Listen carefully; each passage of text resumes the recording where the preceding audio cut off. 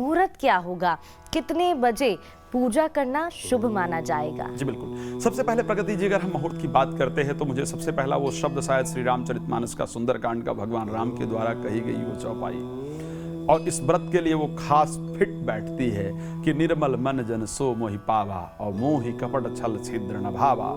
बाकी सभी व्रतों में, सभी पूजाओं में किया गया मिस्टेक, की कई गलतियां शायद स्वीकार्य होती हैं, हो जाती हैं, लेकिन एक यही इस प्रकार का व्रत है, एक कठिनतम व्रत है जिसमें किया गया जो मिस्टेक है वो स्वीकार्य नहीं है।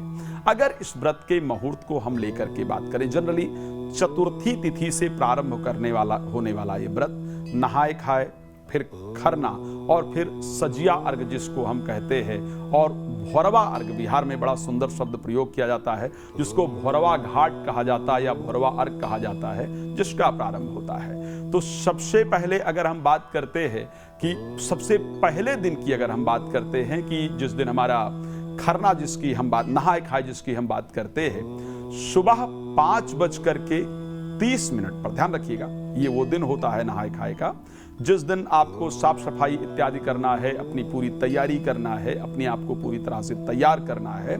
ये इसी दिन से स्पेशली इस व्रत का प्रारंभ हो जाता है।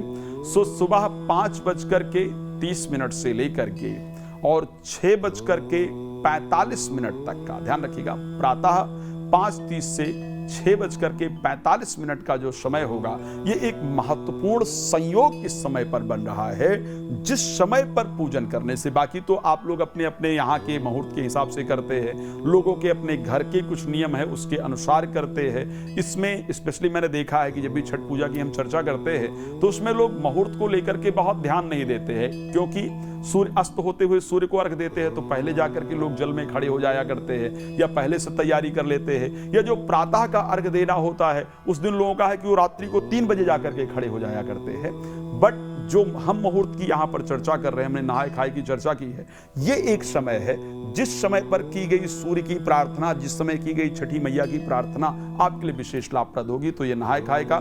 दूसरा, खरना के मुहूर्त की अगर हम बात करते हैं तो सुबह 6 बजे से लेकर के, खरना का जो है 6 बजे से लेकर के 6:50 तक सुबह अपने आप को अपने आप को तैयार करने का, नहा धो करके पूरी तैयारी का सुंदर मुहूर्त होगा। शाम का 5 बजे से लेकर के और 6:20 का, शाम को 5 बजे से लेकर के और 6:20 तक का जो समय होगा, ये बहुत सुंदर समय होगा। अच्छा, अब हम बात करते हैं सजिया अर्घ को लेकर के, जो कि 19 तारीख को विशेष पर्व है। शाम का अर्घ हमको किस समय पर देना है उसको आप लोग विशेष नोट कर लीजिए। कई जगह पर हम जो बात कर रहे हैं, एक जनरल बात कर रहे हैं सूर्योदय को लेकर के।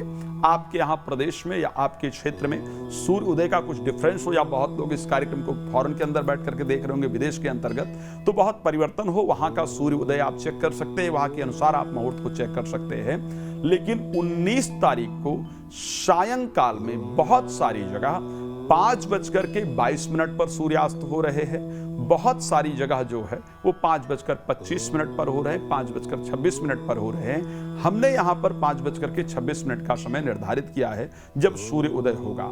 यहाँ से मुहूर्त प्रारंभ होगा और 6:10 तक जनरली यहाँ पर अर्घ देने का जो कार्य है वो किया जाएगा। शाम को 5 बजे से लेकर के और 6:10 तक।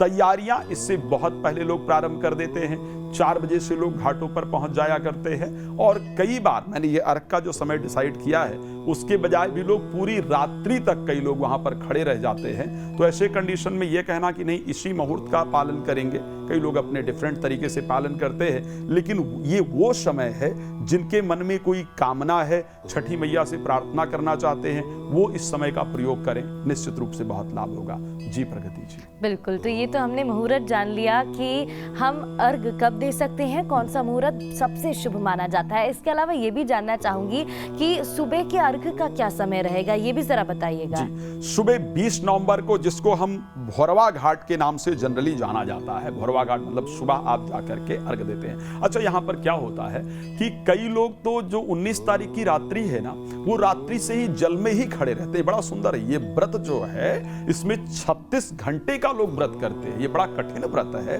सो कई लोग तो रात्रि में गए, साजिया जिसको अर्घ कहा जाता है, वो दिया और उसके बाद जल में ही खड़े रहते हैं। और अगले दिन जब सुबह सूर्य उदय हो रहा होता है, उषा और प्रत्युषा अर्घ की बात की जाती है, तो उषा अर्घ दे करके और सुबह प्रत्युषा अर्घ दे करके फिर जल से बाहर आते हैं। तो उनके लिए अब जो अर्घ देने का विशेष मुहूर्त है, प्रातः 6 बजे से लेकर के सुबह का, और 6:52 का अर्घ का वक्त है। लेकिन अब जल में, क्योंकि कुछ लोग पूरी रात्रि खड़े रहते हैं, कुछ लोग रात्रि को 3 बजे से जाकर के खड़े होना प्रारंभ हो जाते हैं, कुछ लोग रात्रि को 4 बजे से जाकर के खड़े होना प्रारंभ हो जाते हैं। लेकिन 6 बजे से लेकर के 6:52 का जो समय है, ये अर्घ का बहुत सुंदर समय होगा। इस समय पर अर्घ देना बहुत ही लाभप्रद होगा।